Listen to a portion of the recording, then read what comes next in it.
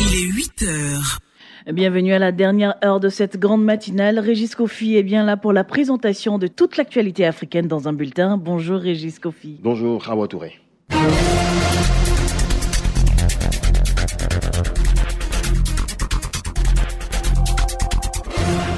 Madame, Monsieur, bonjour, bienvenue dans cette édition. Au Sénégal, des opposants venus protester contre l'adoption d'une révision du code électoral moins d'un an avant la présidentielle ont été empêchés par les forces de l'ordre à coups de gaz lacrymogène suivis d'interpellations. Abou Sila.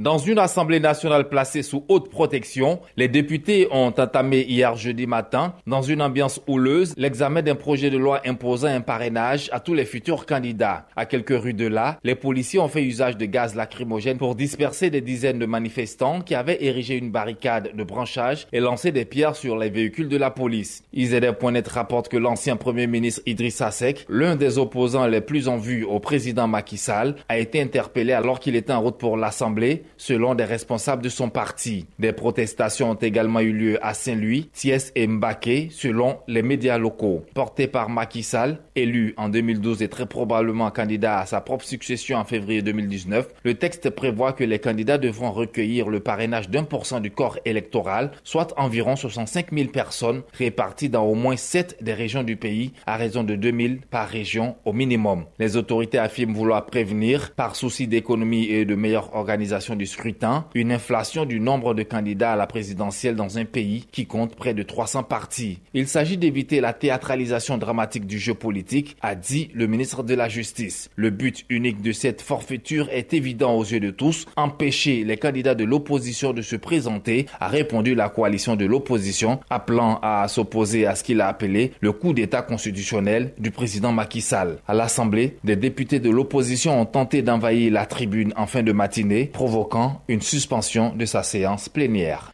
La coalition des 14 partis de l'opposition du Togo a fait le bilan des 3 jours de manifestation de la semaine dernière, des marches qui avaient été interdites par le pouvoir. L'opposition togolaise demande notamment le retour à la Constitution de 1992 dans sa version originelle et elle estime que manifester n'a pas à être interdit au prétexte qu'un dialogue avec le pouvoir a été ouvert. Adama Bakayoko nous en parle. Les revendications de la coalition pour manifester restent les mêmes. Pour le gouvernement, toutes les manifestations sont interdites, y compris les réunions publiques pendant toute la durée du dialogue comme il est inscrit dans le règlement intérieur avant l'ouverture des pourparlers en février. C'est une mauvaise interprétation, répond Brigitte Kafoui Adjamangbo Johnson, et le facilitateur ghanéen est clair, dit la coordinatrice de la coalition de l'opposition.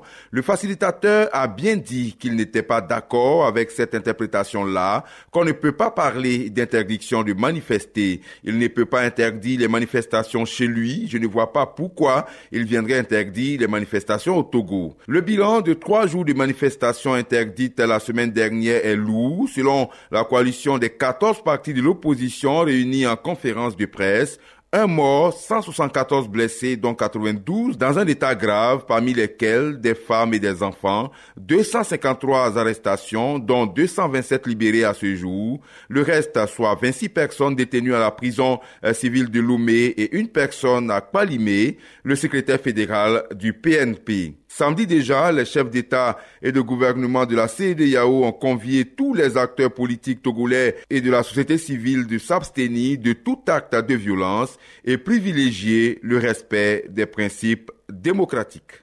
À une semaine du renouvellement de la mission de l'ONU au Sahara occidental, les esprits s'échauffent.